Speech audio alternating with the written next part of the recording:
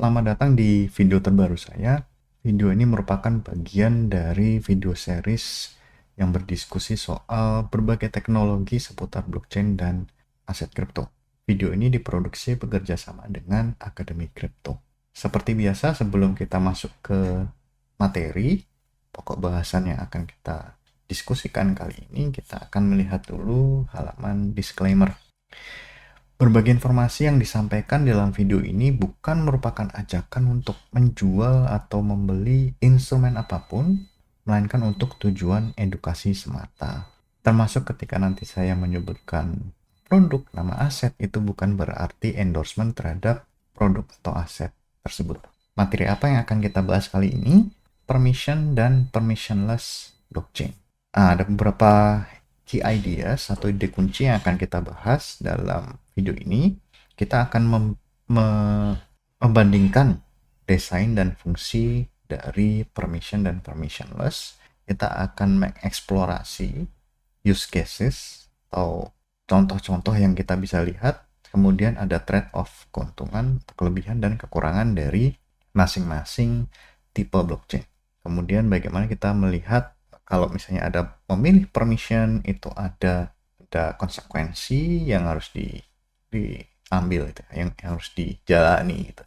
Nah, kita akan mulai revisit dulu nih, kita akan lihat kembali apa itu blockchain. Jadi sebenarnya ini pengetahuan dasar buat kita semua, terlebih Anda yang sudah mengikuti atau menonton video saya itu ya. Blockchain adalah digital ledger untuk transaksi.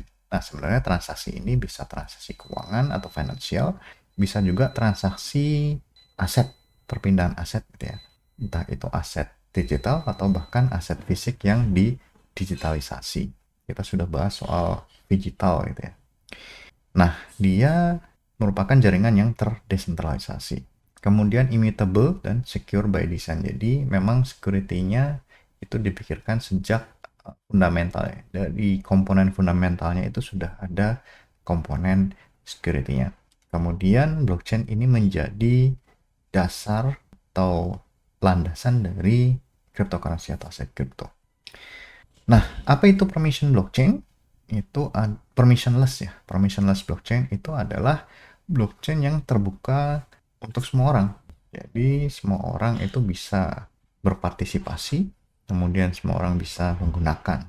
Tidak ada central authority atau otoritas sentral, dia dijalankan oleh banyak pihak. Mereka-mereka yang mau berpartisipasi menjalankan sistem itu menjalankan aplikasi atau software tertentu sehingga mereka terhubung atau terkoneksi dengan software lainnya di dalam jaringan internet. Jadi partisipasinya memang sangat bergantung pada publik gitu ya. Entah dengan kepentingan atas kepentingan apapun, entah kepentingan ekonomi atau bahkan altruistik, itu silakan bergabung di dalam jaringan blockchain yang permissionless. Contohnya adalah Bitcoin dan Ethereum. Jadi kalau kita bisa menemukan beberapa layanan yang punya layanan gratis gitu ya. Misalnya ada wallet gratis, nah itu disediakan oleh mereka yang memang ada dorongan ekonomi, tetapi juga mereka punya satu misi untuk mempromosikan Bitcoin atau membuat orang lain jadi lebih mudah menggunakan Bitcoin, Ethereum atau aset kripto lainnya. Jadi ada sisi altruistik di situ. Tidak melulu soal komersil. Meskipun ada aspek komersilnya, tetapi mereka juga ada aspek altruistiknya. Nah, use case-nya apa ini untuk permissionless? Sebenarnya mudah gitu ya. Kalau setiap kita menemukan ada cryptocurrency atau digital currency yang dijual umum atau dijual di exchange, nah itu biasanya menggunakan permissionless. Mungkin kecuali XRP gitu ya. Atau utamanya digital currency yang bisa dipakai untuk payment. Kemudian DeFi atau Decentralized Finance itu juga menggunakan permissionless. Meskipun memang kalau kita lihat memang ada komponen DeFi yang permission, artinya yang harus dikelola oleh pihak tertentu, admin misalnya. Kemudian ada NFT, kemudian open source application atau open source apps, DApps terutama, decentralized apps, kemudian platform-platform yang censorship resistant. Misalnya apa? Aplikasi yang membutuhkan yang apa? Sosial media yang berbasis blockchain atau messaging yang berbasis blockchain. Itu bisa. Nah, trade-off-nya apa nih? Atau kekurangan dari permissionless blockchain? Biasanya kecepatan transaksinya lebih rendah, relatif lebih rendah. Ataupun biasanya kalau transaksinya lebih cepat, itu biasanya ada trade-off yang dikorbankan gitu ya. Biasanya dia lebih sentralistik. Kemudian biaya energi itu tinggi. Misalnya kalau menggunakan proof of work, itu tentu saja para miner itu perlu mengeluarkan biaya untuk energi listrik dan energi untuk pendingin. Kemudian ada tantangan skalabilitas. Biasanya karena kapasitas dari si jaringan permissionless itu biasanya cukup rendah, tapi tidak semua gitu ya. Kemudian ada resiko atas forking jaringan, atau misalnya ketika blockchain bercabang. Karena apa? Karena memang dia desentralistik. Kemudian kita akan membahas soal permission blockchain gitu ya. Nah, permission blockchain ini perbedaan utama dibandingkan dengan permissionless ya, dia akses jaringannya sangat terbatas, restricted. Kemudian partisipan. Jadi karena jaringannya dibatasi, kemudian partisipannya juga sudah ditentukan gitu ya. Siapa-siapa saja yang berhak untuk mengakses blockchain, entah itu jaringannya, datanya, atau misalnya dia berhak untuk bergabung gitu ya, menjadi salah satu validator atau salah satu node yang menjalankan software tertentu. Kemudian governance-nya juga sangat terkontrol. Ada Hyperledger, ada Ripple gitu ya. Jadi ternyata Ripple itu permission blockchain. Kalau di Hyperledger memang kita bisa mengatur siapa-siapa saja yang bisa menjalankan klien. Atau kliennya itu harus dipilih, harus dimasukkan ke dalam list gitu. Use case-nya seperti apa? Tentu saja penggunaannya bisa berbeda ya, karena karakteristiknya juga berbeda. Enterprise data management. Bayangkan kalau data-data perusahaan itu, data transaksi perusahaan itu disimpan di dalam permissionless. Nah, itu kan jadi rahasia perusahaan bisa terbuka gitu ya. Bisa merugikan si perusahaan tersebut. Kemudian supply chain tracking, pelacakan untuk supply chain. Misalnya pelacakan barang, pelacakan transaksi, kemudian data distribusi, nah itu harus diamankan menggunakan permission, bukan permissionless. Financial settlement ini juga terkait dengan kerahasiaan keuangan atau kerahasiaan pribadi juga ya. Health record dan compliance. Nah, health record atau rekam medis itu ya, itu juga data pribadi. Tentu saja kalau misalnya mau blockchain kan jangan sampai menggunakan permissionless, menggunakan permission chain. Trade-off dari permission blockchain. Tadi kan karakteristik, kemudian ada keuntungan yang bisa dipakai untuk use case tertentu, kemudian ada trade-off atau kerugian atau kekurangan dari permission blockchain. Jadi karena si partisipan itu dibatasi, tentu saja desentralisasinya juga sangat kurang. Kemudian ada pihak sentral yang mengendalikan dari jaringan permission blockchain. Kemudian trust itu harus ada. Jadi kita harus menempatkan trust ke dalam node atau pihak-pihak yang menjalankan software. Kemudian auditability-nya itu sangat terbatas. Jadi publik tidak punya akses terhadap blockchain tersebut. Nah, tentu saja auditability-nya juga sangat terbatas. Bagaimana dengan sisi governance dan access control? Kalau di permissionless itu open membership. Jadi misalnya di Bitcoin semua orang bisa menjadi miner. Kalau di proof of stake misalnya di Ethereum semua orang bisa jadi validator sebenarnya asal punya minimal 32 Ethereum misalnya. Atau misalnya menggunakan decentralized validator gitu ya. Misalnya seperti Lido itu kan tidak perlu punya 32 Ethereum gitu ya. Atau menggunakan beli token gitu ya. Beli token yang wrap misalnya WBETH gitu ya atau BETH gitu ya. Itu kan merupakan representasi dari token yang atau token itu merupakan representasi dari Ethereum yang di staking. Jadi liquid staking. Nah, kalau permission itu aksesnya terbatas. Jadi ada partisipasi yang berbasis role based gitu ya. Jadi ada peran-peran yang didistribusikan ke pihak-pihak tertentu. Nah, kemudian si governance ini, karakteristik governance ini dan akses kontrol ini berdampak pada decision making dan upgrade.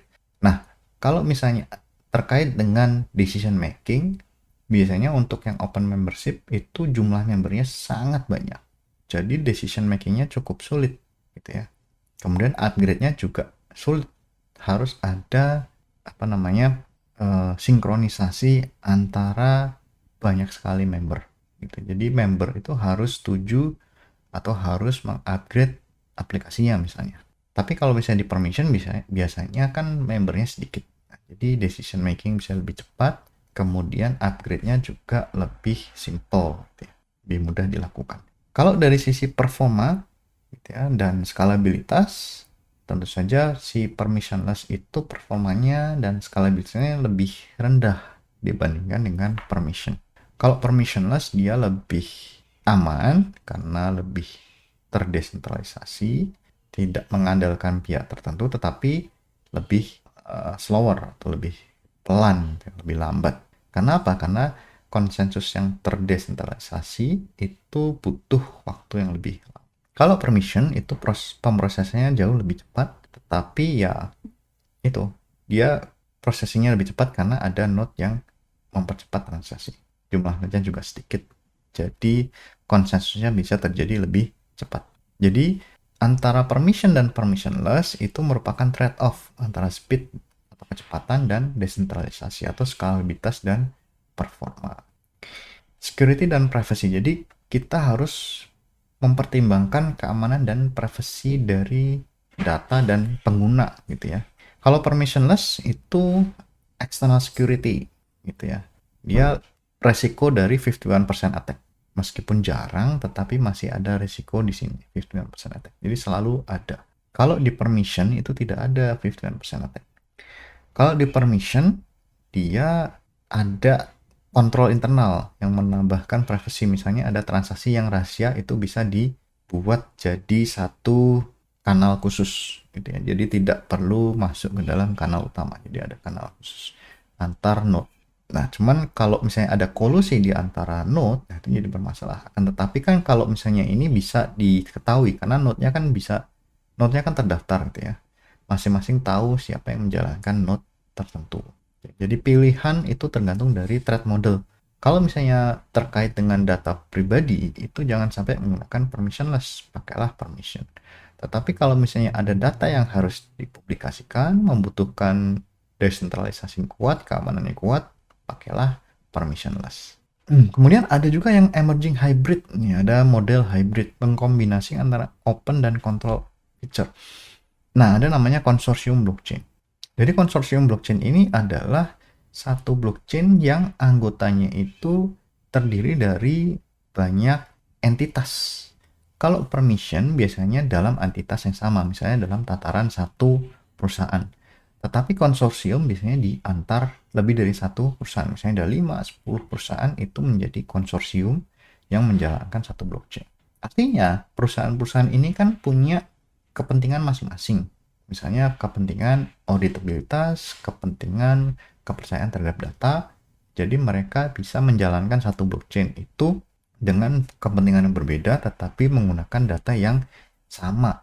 Mereka bisa mendapatkan data yang sama dan lebih terpercaya ketimbang permissionless. Nah, kemudian konsorsium juga tidak membutuhkan desentralisasi yang lebih luas seperti permissionless. Kemudian datanya juga bisa dibatasi di dalam konsorsium saja. Jadi mereka ada use case yang lebih tepat menggunakan konsorsium dibandingkan menggunakan permission atau permissionless. Jadi dia bisa di-tailor atau disesuaikan sesuai dengan kebutuhan. Nah, aksesnya lebih fleksibel. Nah, summary dan takeaway, ada dua tipe blockchain, permissionless dan permission. Kalau permission itu konsepnya adalah terbuka, lebih terdesentralisasi dan lambat. Tapi kalau permission itu terkontrol, ada kendali yang lebih kuat, kemudian lebih cepat dan private. Jadi data-data privat itu bisa disimpan dengan lebih aman dalam permission blockchain. Kemudian pilihan apakah mau menggunakan permissionless atau permission itu sesuai dengan kebutuhan dari sebuah project. Kalau misalnya menggunakan konsorsium tepat, nah itu bisa juga menggunakan konsorsium gitu. Nah, sampai di sini video kita kali ini. Sampai jumpa di video berikutnya. Terima kasih.